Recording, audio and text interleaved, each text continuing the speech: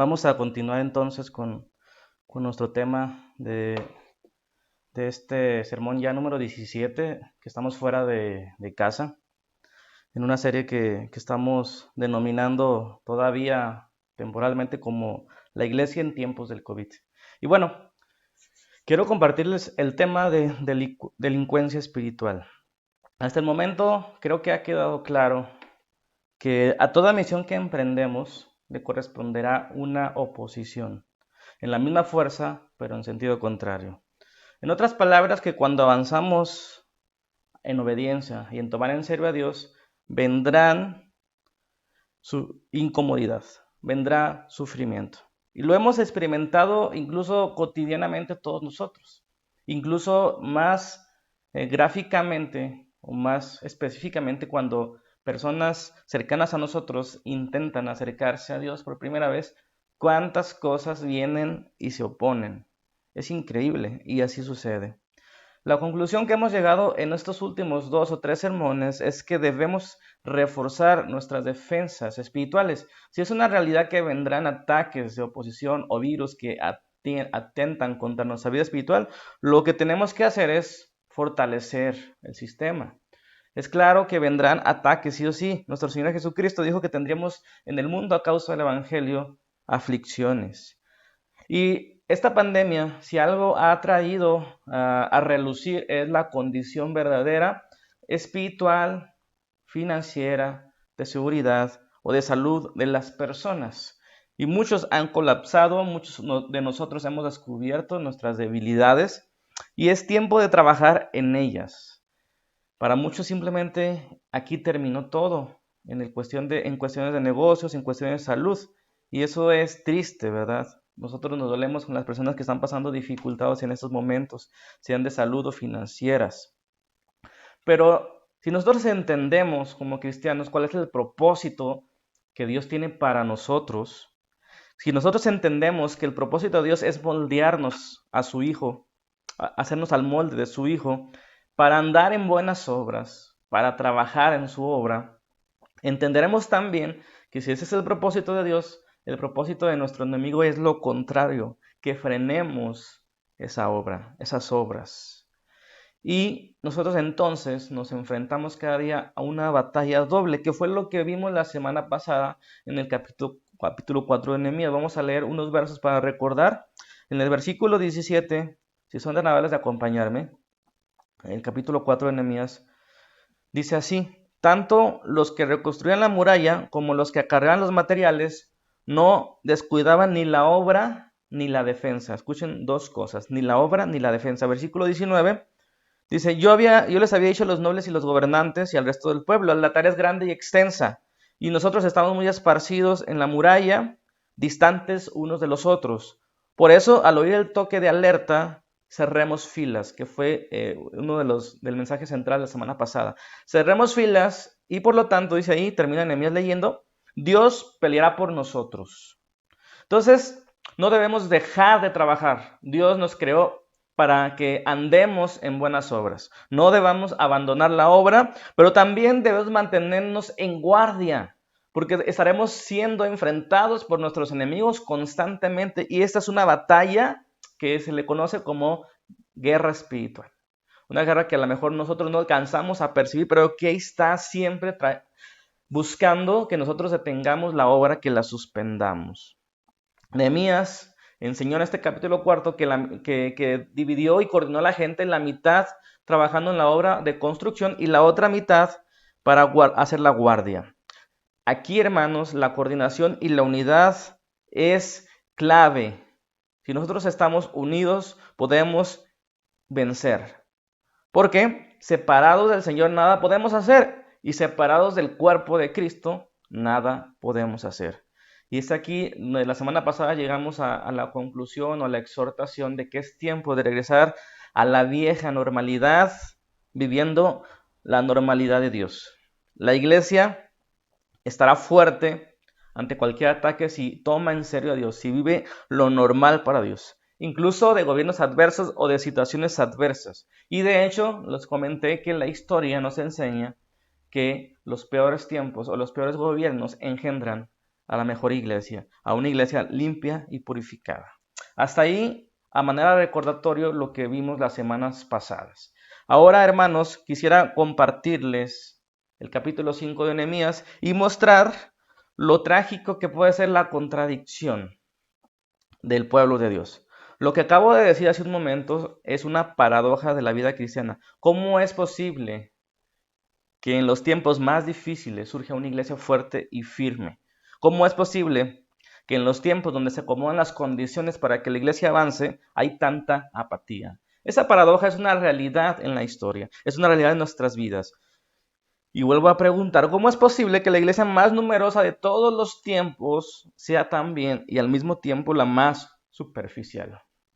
Ayer estaba leyendo un libro donde mencionaba que el número de creyentes en la actualidad es mucho mayor, si los contamos, que todas las generaciones pasadas. Mucho mayor que todas las generaciones juntas pasadas. Para dimensionar un poco lo que estoy diciendo, voy a leerles una comparativa que expresa el autor del libro que estaba comentando el día de ayer. Fíjense, en los días de Pablo dice, existía aproximadamente una iglesia por cada 400 grupos étnicos. Grupo étnico es un grupo con características particulares de lenguaje o cultura. Una iglesia, una congregación para 400 grupos étnicos en los tiempos de Pablo. Dice, actualmente existen 400 iglesias para cada grupo étnico. Fíjense la contraparte. Otra más. En la iglesia primitiva, por cada cristiano que existía, también había 7 personas a las cuales tenían que compartirles el evangelio. 1 para 7. Dice, hoy hay 7 cristianos para cada persona que necesita escuchar el evangelio. Hermanos, nunca había habido más cristianos en más iglesias, en más países y en más lenguas del mundo al mismo tiempo. Nunca la iglesia también, al mismo tiempo de lo anterior, nunca la iglesia ha ejercido menos influencia en la comunidad donde habita. Y eso es paradójico y al mismo tiempo trágico. Y quiero compartirles 5 cosas que deberíamos cambiar, que deberíamos primero reconocer y luego cambiar si de verdad nos interesa algo del reino de Dios. Aquí el tema que quiero traer el día de hoy se llama delincuencia espiritual y quiero compartir 5 cosas que debemos reconocer. Y también, no solo reconocer, sino cambiar y asegurarnos de cambiarlo. Fíjense bien, el 1. No somos tan diferentes. Ese es el título del primer punto. Y quizá el ejemplo más significativo que yo pudiera decirles es lo que pasó en el continente africano el siglo pasado. Una gran parte del continente africano fue evangelizado en el siglo pasado. Y gran parte de ellos aceptaron el evangelio que se les predicó. Y les hago una pregunta antes de contestarla, reflexionen. ¿Qué fue lo que pasó? ¿Qué piensan ustedes que pasó cuando el evangelio llega a un continente, y a países de África y ellos lo reciben? ¿Qué es lo que ustedes esperarían que pasara en esos países o en esos pueblos de África? ¿Qué es lo que pasó? Y la realidad, los aspectos como la enfermedad, el crimen, la justicia, la economía y la familia, que antes de que llegara el evangelio a este continente. Y esto es una tragedia. Esto es diferente a lo que ha sucedido en otras partes del mundo cuando el evangelio llega y todo lo transforma. Eso también lo podemos observar en algunos estados de Estados Unidos donde hay más incidencia de cristianos, más porcentaje, la mayoría son cristianos de ese estado, y uno esperaría que ese estado fuera diferente a otros estados donde hay menos cristianos. ¿Y saben cuál es la realidad? No hay mucha diferencia. Y a veces al contrario, hay una diferencia en sentido negativo. Y la pregunta es, ¿por qué? ¿Por qué no hay diferencias? ¿Cuál es la diferencia entre los cristianos del siglo I y los cristianos del siglo XXI? La palabra de Dios caducó, el Espíritu Santo se debilitó, nuestro Señor Jesucristo cambió, el Padre eterno ha cortado su brazo, su poder, Y todos sabemos que la respuesta es un rotundo no. Entonces, ¿qué ha pasado? Y es aquí donde quiero reflexionar sobre el capítulo 5 de Nehemías. Y este sermón de delincuencia espiritual es, en resumen, una de las muchas explicaciones por lo cual debemos describir que la iglesia de hoy es la más numerosa, la más extensa y a la vez la más superficial o la más débil. Que es la iglesia que posee la mayor concentración de información y a la vez la iglesia más frágil en carácter. El diccionario define que los delincuentes son personas que cometen delitos. Repito, el diccionario dice que los delincuentes son personas que cometen delitos. Es decir, que realizan acciones contrarias a los que establece la ley y el derecho. Hermanos, esta es la explicación más simple del por qué la iglesia no ejerce bendición hoy, influencia o progreso a las comunidades donde ella está presente, porque realizan acciones contrarias a la ley del Señor. Y en lugar, no solamente no suman ni aportan a la comunidad, en lugar de eso restan prestigio al pueblo de Dios, al reino de Dios. Hacer lo contrario a la ley, hermanos, es lo más fácil. Ciertamente es todo lo que hacemos sin esfuerzo, es lo que hace la gente que no toma en cuenta a Dios, y aún para los que amamos a Dios nos cuesta mucho trabajo hacer el bien. Estamos tan habituados a hacer el mal que muchas veces no sabemos hacer el bien y decaemos una y otra vez. Y en ese sentido, estas historias, esta realidad, hermanos, refleja por qué la iglesia no ha hecho un impacto distinto y que aporta a la humanidad a este tiempo en el que vivimos. La respuesta es porque no somos tan diferentes. Ese es el punto número 1. El punto número 2 es porque somos contradictorios. Y del versículo 1, ahora sí entramos al libro de Nehemías, capítulo 5, versículo 1 al 5. Sucede una contradicción dentro del pueblo de Dios, que Nehemías está dirigiendo a construir el muro. Y sucede lo que sucede cuando hay esta delincuencia, cuando se hace lo contrario a lo que debería hacerse. Eso es delinquir. Vienen las respuestas, las reacciones en forma de quejas. Y aquí dice el versículo 1 que los judíos protestaron enérgicamente contra sus hermanos. ¿Qué estaba pasando? Y en resumen, en los 5 versículos que no vamos a leer, en resumen, había gente que había regresado de Babilonia y que no era favorecida, era pobre, tenía escasez y no tenía ni para comer. De hecho, para conseguir comida tenían que vender sus propiedades y sus casas, se habían despojado de sus viñedos y sus campos. Y el caso más trágico era que ya cuando no les quedaba nada, vendían a sus propios hijos como esclavos. ¿Cómo era posible que el pueblo de Dios estuviera permitiendo eso con respecto a sus hermanos? Y el problema es que los demás judíos que tenían recursos se estaban aprovechando de la condición de estos para hacerse de esas propiedades. Y esto desde el punto de vista de la ley del Señor, que había una instrucción clara, que no podían esclavizar ni prestar con intereses a sus hermanos, esto era una infracción, era una delincuencia. Los mismos hermanos judíos les estaban comprando sus casas y no evitaban que ellos vendieran a sus hijos a los extranjeros. Esto era una tragedia desde el punto de vista de Dios. Leemos el versículo 6. Cuando oí sus palabras de protesta me enojé muchísimo, dice Nehemías, y después de reflexionar reprendí a los nobles y a los gobernantes. Es inconcebible que sus propios hermanos les exijan el pago de intereses. Eso es contrario a la ley. Convoqué además una gran asamblea contra ellos, ahí le recriminé, dice Nehemías. ¿Hasta dónde nos ha sido posible? Hemos rescatado a nuestros hermanos judíos que fueron vendidos a los paganos. Y ahora son ustedes los que venden a sus hermanos. Después de que nosotros los hemos rescatado. ¡Qué contrariedad! Todos se quedaron callados, pues no sabían qué responder. Hermanos, dice Nehemías, esto es inconcebible para aquellos que se dicen creer en Dios. Es incomprensible, contradictorio, es delincuencia.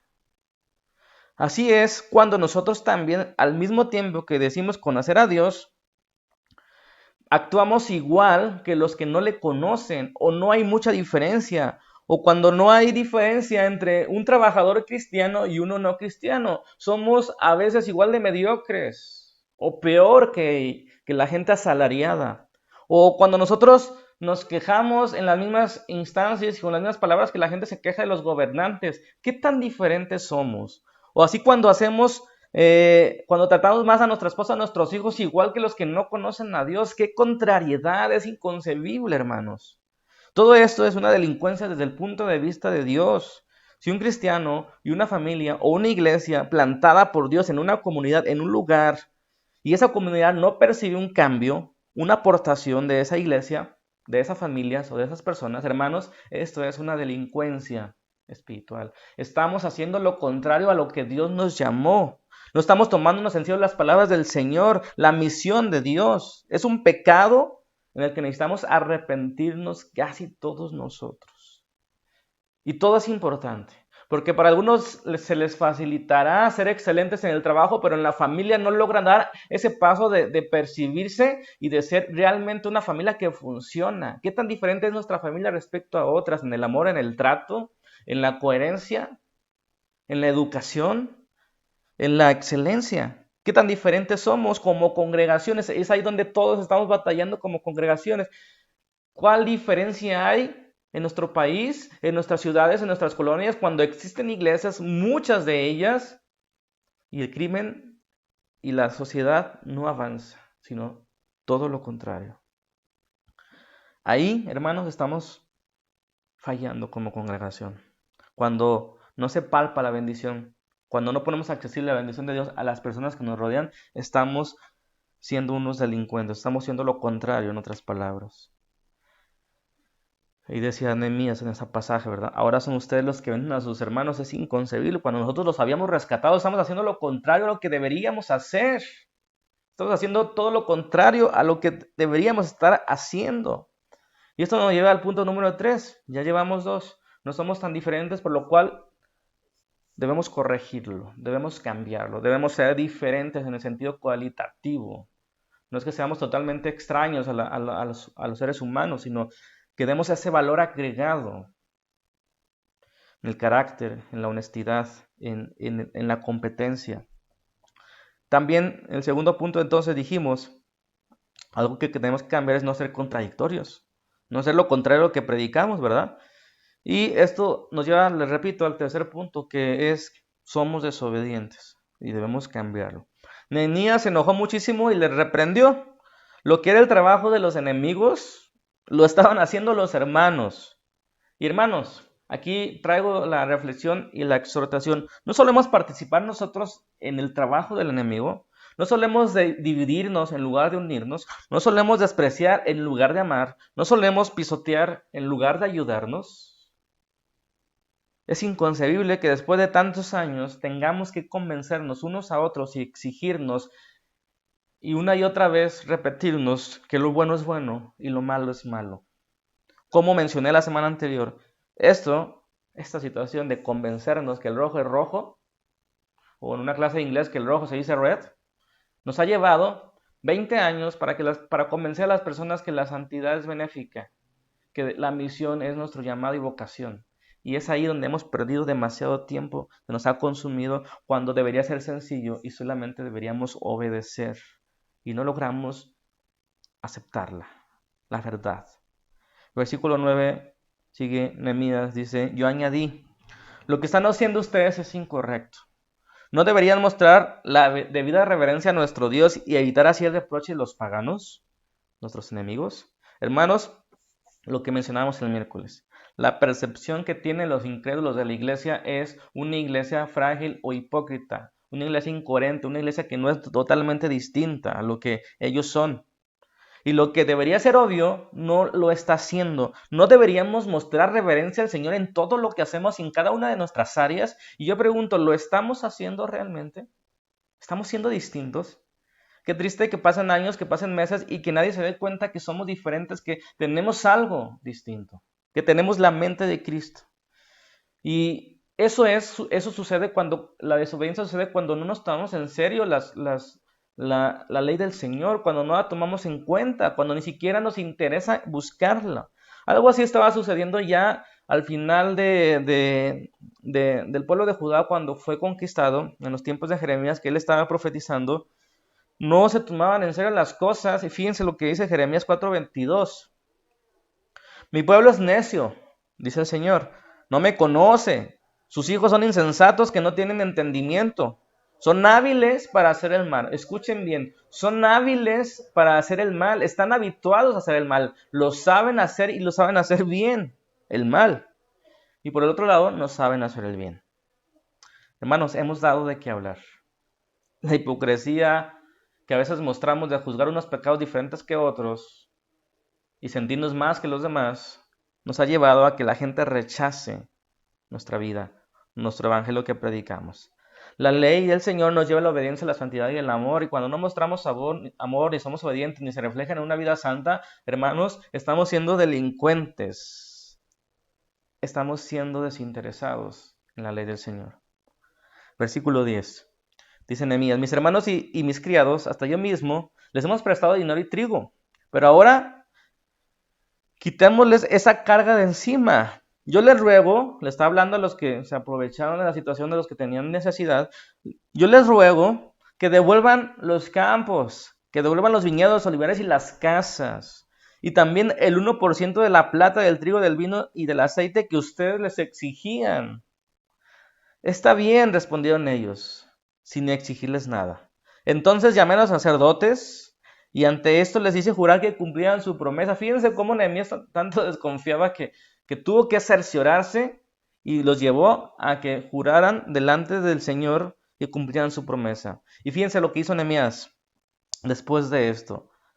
Luego me sacudí el manto y afirmé, sacudió el manto y afirmó Nehemías, así sacuda a Dios, arroje de su casa y de sus propiedades a todo aquel que no cumpla esta promesa. Lo que estaban haciendo era devolver lo que les habían quitado, cuando tenían que ayudar.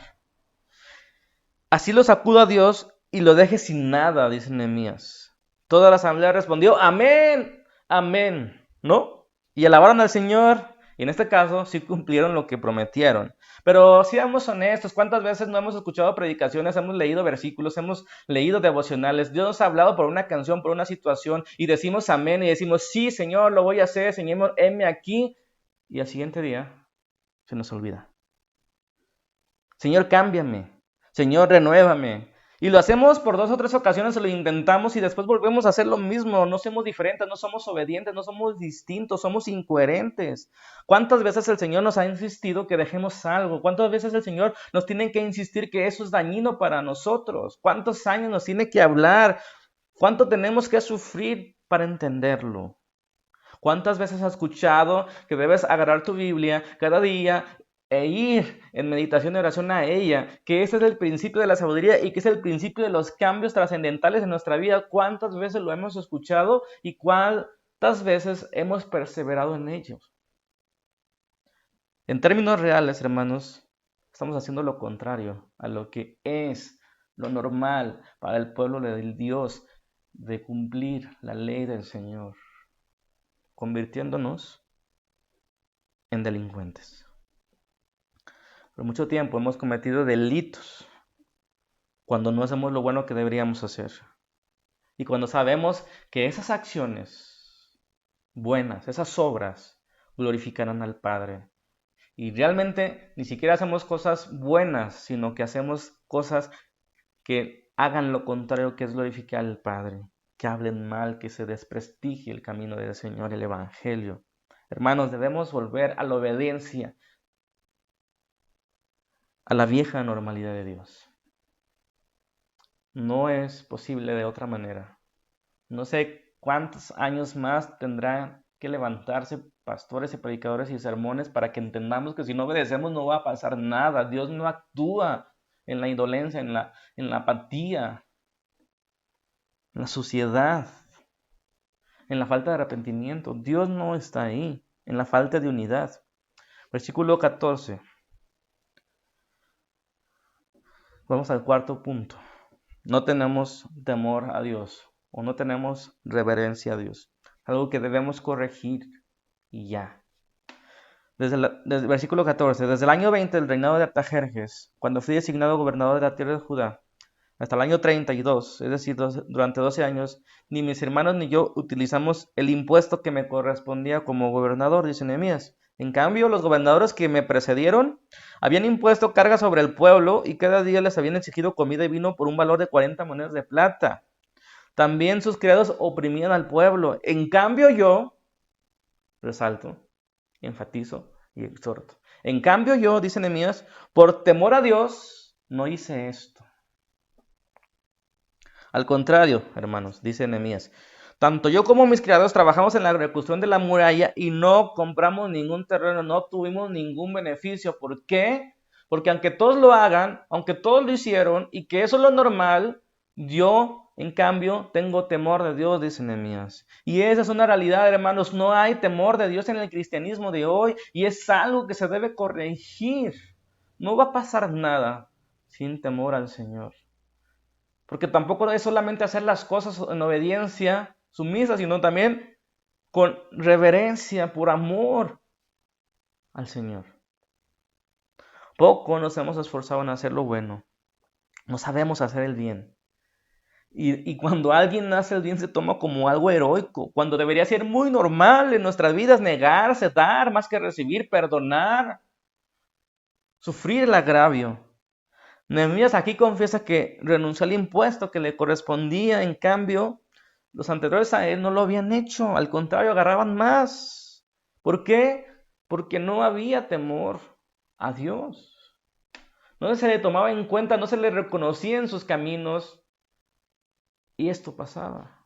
La delincuencia viene cuando Dios no está presente en nuestros corazones, no solamente los domingos o cuando abrimos la Biblia, sino en cada momento de nuestro día, en el momento más oculto de Él. Cuando estamos solos, donde la reputación se acabó. Podemos identificar a estas alturas qué está sucediendo en la mayoría de lo que nos decimos cristianos, cuando al final de cuentas no somos tan diferentes que los demás, cuando no hay cambios, cuando no hay aportación, cuando alguien nos contrata en un trabajo y realmente no le damos algo mejor, ni su negocio prospera a causa de nuestra presencia ahí, que es que si actuaríamos en obediencia a Dios sería la misma presencia de Dios en ese negocio.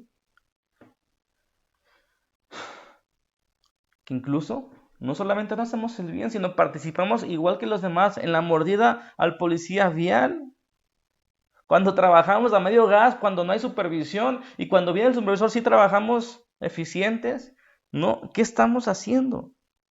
Cuando no somos tan puntuales en los compromisos que no nos peguen lo económico, eso es ser, hermanos, un asalariado. Y en términos bíblicos, en la ley del Señor, eso es ser un delincuente, hacer lo contrario a lo que Dios nos pide que hagamos. No hay temor a Dios. Porque aún muchos de los creyentes hoy se justifican que como todos o los de antes lo hacían así, el cristianismo es así, no hay nada que cambiar. Hermanos, no hay temor a Dios. Nos justificamos en que así es el cristianismo. ¿Para qué hacer las cosas con excelencia si nadie me lo va a agradecer? Al contrario, van a pensar que soy un hipócrita, hermanos. Y esta es la respuesta corta del por qué el cristianismo más numeroso de la historia es al mismo tiempo el más débil. No hay temor ni reverencia al Señor, a su ley, a su santuario, a sus profetas, a sus mensajes. Y así incurrimos en faltar a sus mandamientos, en faltar a sus ordenanzas, siendo en realidad, en la realidad espiritual esto, una delincuencia. Hacer lo contrario a lo que Dios espera, a lo que Dios manda, a lo que Dios nos exige, como sus trabajadores, como sus siervos, como sus hijos.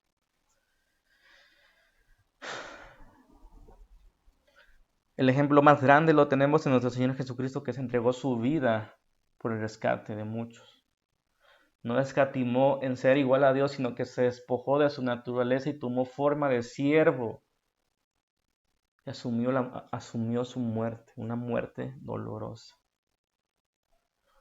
por amor a otros, por amor al mundo. Enseguida encontramos la vida del apóstol Pablo, que estaba dispuesto a renunciar a cualquier derecho con tal de ganar un hermano.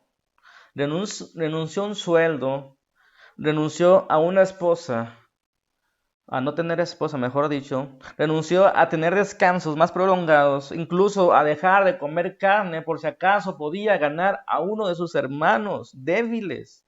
Pero hoy estamos viviendo todo lo contrario. Luchamos entre nosotros mismos, nos aprovechamos de nuestras posiciones para beneficios propios y cerramos nuestro corazón para ayudar a los necesitados y juzgamos y condenamos unos a otros, nos mordemos, nos peleamos, discutimos, no nos unimos. Peleamos por nuestros derechos, somos egoístas y no estamos dispuestos a ceder en nuestros derechos, a perdonar, a sufrir el agravio con tal de que alguien no tropiece.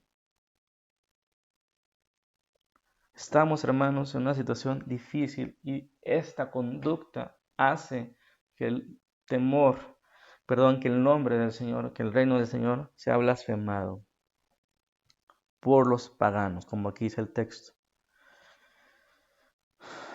Y lo triste, este círculo vicioso, hermanos, es que estamos tan habituados a no hacer el bien, que cuando alguien lo hace, hasta pensamos que está siendo hipócrita. O pensamos que es una hazaña difícil de lograr. Ay, perdonó la infidelidad. Perdonó al que mató a su hijo. Cuando eso debería ser lo normal entre el pueblo de Dios.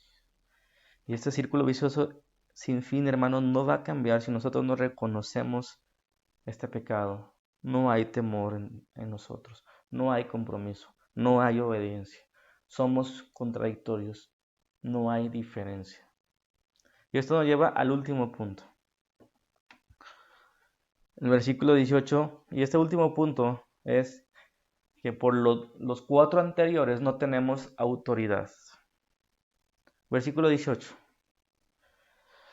Era tarea de todos los días preparar un buey, continúa Nehemías en la exhortación, dice, era tarea de todos los días preparar un buey, 6 ovejas escogidas y algunas aves, y cada 10 días se traía vino en abundancia, pero nunca, dice Nehemías, nunca utilicé el impuesto que me correspondía como gobernador, repite, ¿verdad? Porque ya el pueblo tenía una carga muy pesada. Y fíjense, el versículo 19 parece que está desconectado de todo el capítulo y este es el último versículo del capítulo 5. Dice así, recuerda, a manera de oración profunda, recuerda, Dios mío, todo lo que he hecho por este pueblo y favoréceme. Qué autoridad de Nehemías para decir estas palabras. Recuerda, Señor, todo lo que he dado, todo lo que me he esforzado, todo lo que he luchado, todo lo que he trabajado. Renuncié a mi puesto como copero del rey por un tiempo. Me arriesgué mi vida para pedirle permiso. Busqué los medios, tú abriste las puertas, comenzamos a trabajar, nos enfrentamos a enemigos, coordinamos los trabajos. Recuerda todo lo que te he dado, Señor, y favoréceme. Autoridad. Hermanos, ¿por qué no tenemos autoridad? Y el mundo, al ver que somos contradictorios entre lo que predicamos y lo que vivimos, al ver que no somos tan distintos significativamente de ellos y que la obediencia para hacer lo correcto se nos dificulta tanto, todo esto, por no tener temor a Dios, no se siente persuadido el mundo a tomar el evangelio que le damos a ver ofreciéndoselo y diciéndole que va a cambiar su vida cuando no ve cambios significativos en la nuestra. Yo conozco otras cosas que cambian, han de decir, el mundo de nosotros. ¿Qué me estás ofreciendo realmente? Tómatelo tú primero. ¿Ven la inconsistencia de predicar una cosa y vivir otra? Somos contradictorios. No somos diferentes porque somos contradictorios. Y somos contradictorios porque no somos obedientes, infractores de la ley. Y no somos obedientes porque no tenemos temor a Dios. No lo consideramos, no pensamos que sea importante las instrucciones que Él nos diga. Y solemos recomendarle, si nosotros no actuamos, si no hacemos una instrucción de Dios, hermanos, estamos aconsejándolo, diciéndole que nosotros tenemos un mejor camino, una mejor idea. Y esa falta de temor nos lleva, falta de obediencia, nos lleva a no ser contradictorios y no ser tan diferentes y por lo tanto no tener autoridad de lo que estamos hablando y lo que ofrecemos a las personas de Dios. ¿Qué le estamos ofreciendo al mundo? ¿Realmente nuestra vida ha cambiado algo? ¿Ha crecido? ¿Ha sido como el alba, cada vez más grande, como dicen los proverbios? que debería ser nuestra vida espiritual. Y al no tener estos elementos consistentes en nuestra espiritualidad, no tenemos la autoridad ni con ellos, ni para ir con Dios como fue Nehemías y decirle: Dios mío, he hecho, he buscado, te he insistido, he orado, me he sufrido, te he obedecido. Por favor, Señor, favorécenos, favorece a nuestra iglesia, favorece a nuestra familia. No a mí, a tu obra, a tu propósito, a tu misión, úsanos. Hermanos, en realidad no tenemos interés. Y se nos tiene que recordar durante años que lo bueno es bueno y nos beneficia. Cuando decidimos una y otra vez desobedecer la instrucción que Dios nos ha dado por muchos sermones, en muchas lecturas, en muchos momentos y en muchas situaciones, una y otra vez le prometemos al Señor: sí, Señor, amén al sermón. Señor, aquí está mi vida. Señor, úsame. Y a los 2 meses volvemos a comenzar. Cuando ni siquiera las cosas más sencillas, como lo he insistido muchas veces, como leer la Biblia, meditar en ella, orar todos los días, se nos complica. No logramos la constancia. ¿Con qué cara le pediremos a Dios que favorezca nuestros hechos si ni siquiera hay acciones? ¿Qué le estamos pidiendo al Señor? Si no hemos hecho absolutamente nada, sino todo lo contrario a lo que es lo normal en la ley del Señor, en los hijos de Dios. ¿Qué autoridad tenemos?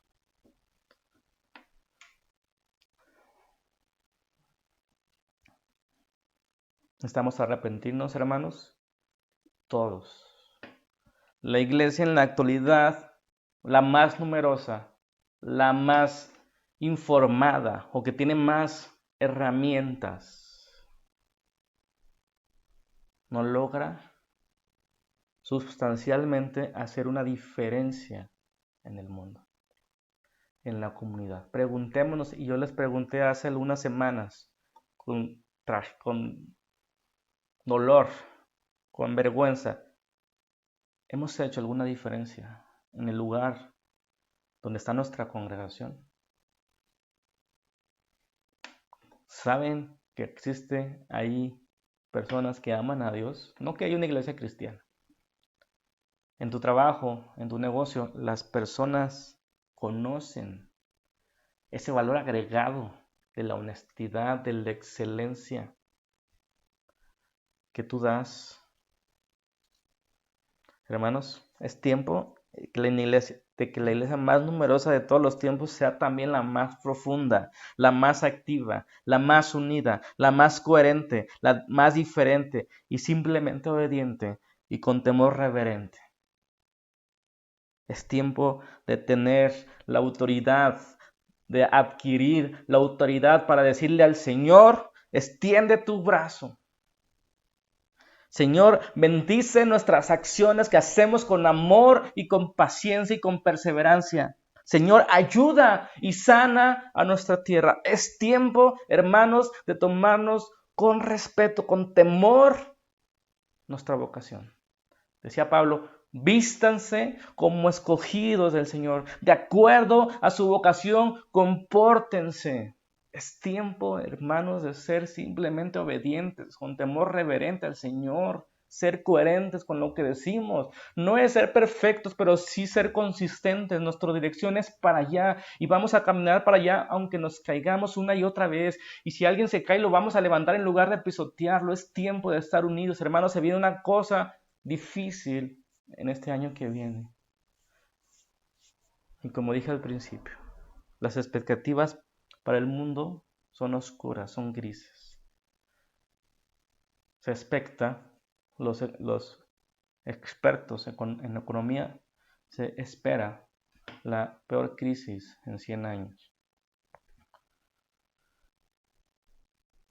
Y yo les pido y les digo que cuando las condiciones se ponen de lo peor, los cristianos esperamos lo mejor.